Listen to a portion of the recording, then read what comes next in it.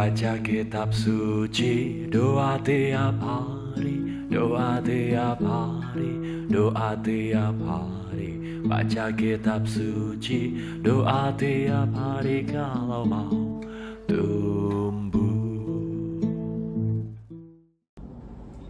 Ibu bapak, saudara-saudara yang terkasih, salam Patunggilan. Kiranya anugerah dan damai sejahtera dari Tuhan kita Yesus Kristus tercurah menyertai kita semuanya. Saudara-saudara yang terkasih, pada bulan September 2022, Rumah Retreat Korimengo GKJW mengajak kita semuanya untuk melakukan sebuah program gemar membaca Alkitab. Dan setelah sekian waktu kita berhenti, maka saat ini kita diundang untuk melanjutkan kembali program tersebut bersama-sama dengan Pusat Pengembangan Spiritualitas Korimengo GKJW. Maka mari kita menyiapkan hati kita bersatu hati di dalam doa.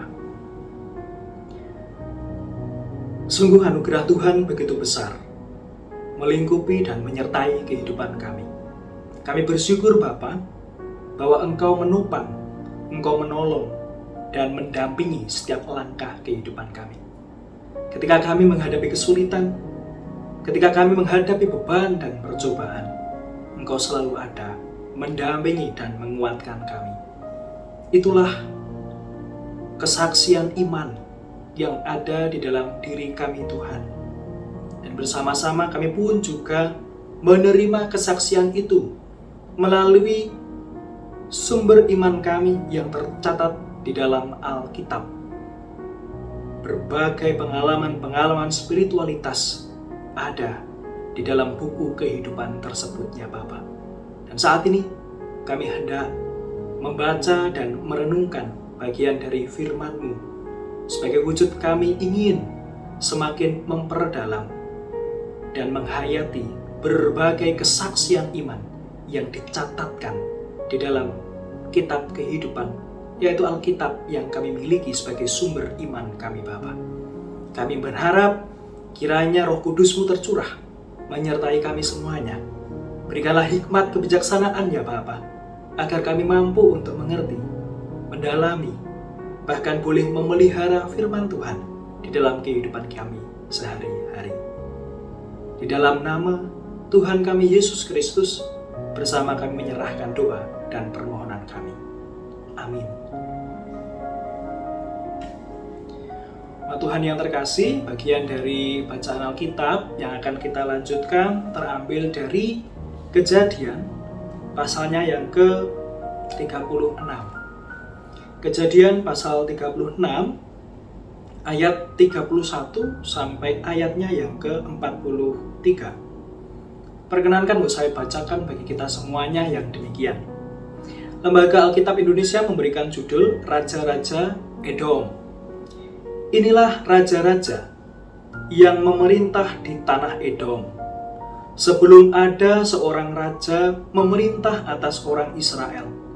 Di Edom yang memerintah ialah Bela bin Beor, dan kotanya bernama Dinhaba. Setelah Bela mati, Yobab bin Zerah dari Bozra menjadi raja menggantikan dia. Setelah Yobab mati, Husyam dari negeri orang Teman menjadi raja menggantikan dia. Setelah Husyam mati, Hadad bin Bedad menjadi raja menggantikan dia.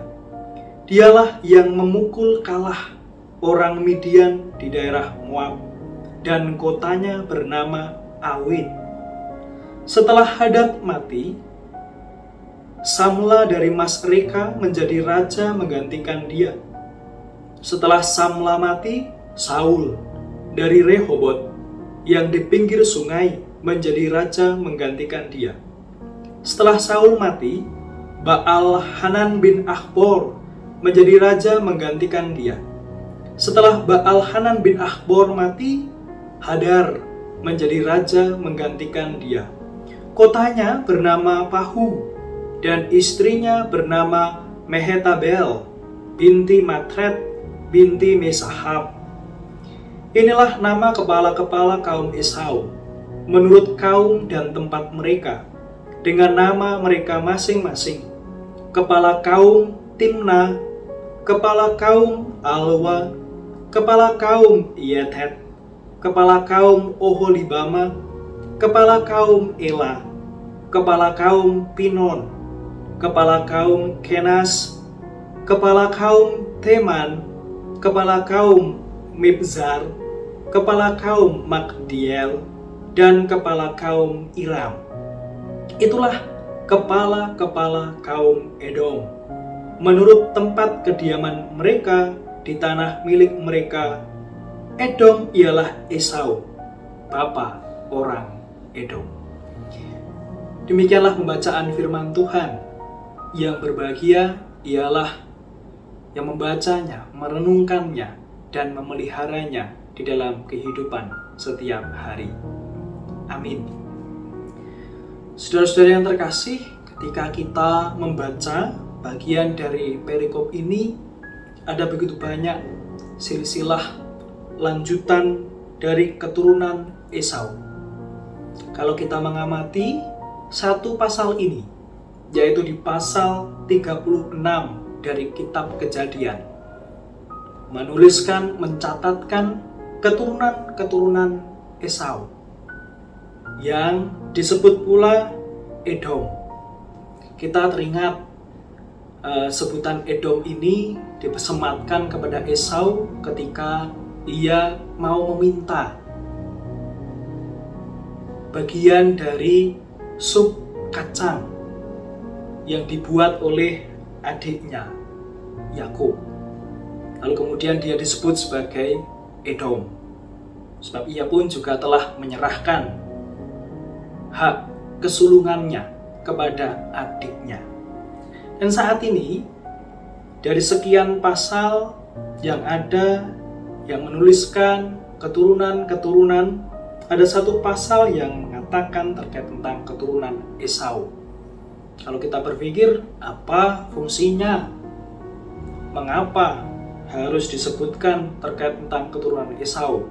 Padahal yang menerima berkat adalah Yakub, adiknya. Nah, ibu bapak, saudara-saudara yang terkasih, tentu sebagai manusia, kita kadangkala juga menginginkan untuk mengetahui asal-muasal kita, riwayat sejarah nenek moyang kita. Dengan demikian kita juga tahu dia adalah saudara kita, dia adalah kerabat kita. Dan dengan demikian, setiap hal yang telah terjalin di masa lalu, mungkin kita dapat mempereratnya. Mungkin ada pula saudara-saudara yang kemudian sudah jauh pergi, tapi ketika ada catatan riwayat sejarah keturunan keluarga, maka kita berjumpa, kita bisa kembali bertemu lagi, kembali diikatkan dengan saudara yang lama sudah tidak kita jumpai atau mereka yang kita anggap hilang. Dan inilah yang dimaksudkan di dalam kitab Kejadian, supaya para keturunan dari Yakub, merekanya mengerti siapa-siapa saja saudara-saudara dari keturunan Esau, saudara dari ayahnya. Dan hal ini pun juga tertulis pada kitab Ulangan pasal 23 ayatnya yang ke-7. Saya bacakan bagi kita semuanya. Janganlah engkau menganggap keji orang Edom, sebab dia saudaramu. Janganlah engkau menganggap keji orang Mesir, sebab engkau pun dahulu adalah orang asing di negerinya. Anak-anak yang lahir bagi mereka dalam keturunan yang ketiga boleh masuk jemaah Allah. Dan inilah fungsinya, supaya orang-orang Israel tidak pernah menganggap keji orang-orang Edom, karena mereka masih saudaranya.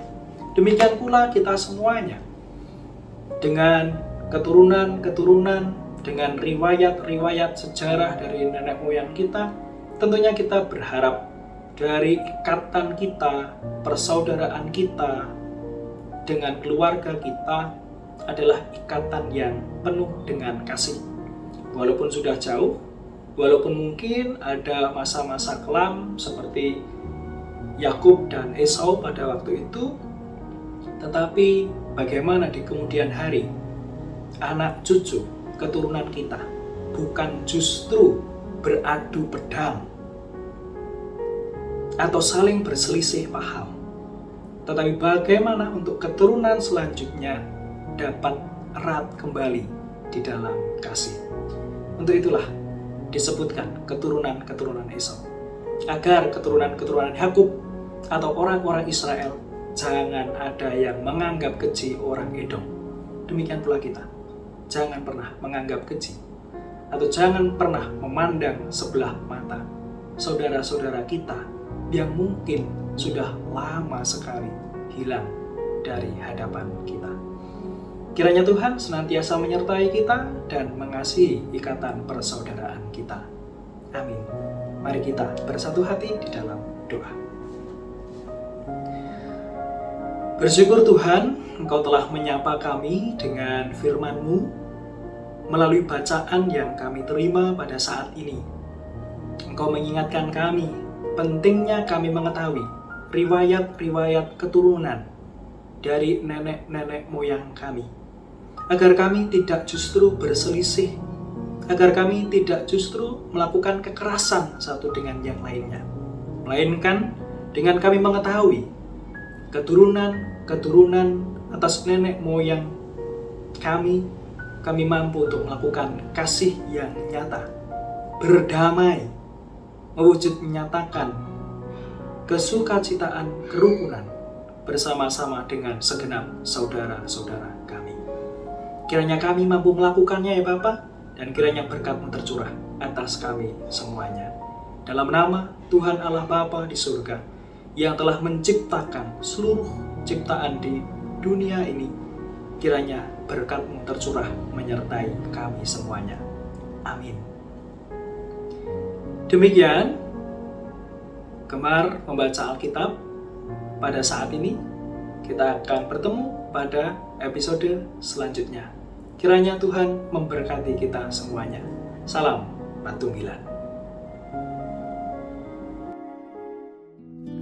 Kalau mau tumbuh, kalau mau tumbuh, baca kitab suci, doa tiap hari. Kalau mau tumbuh,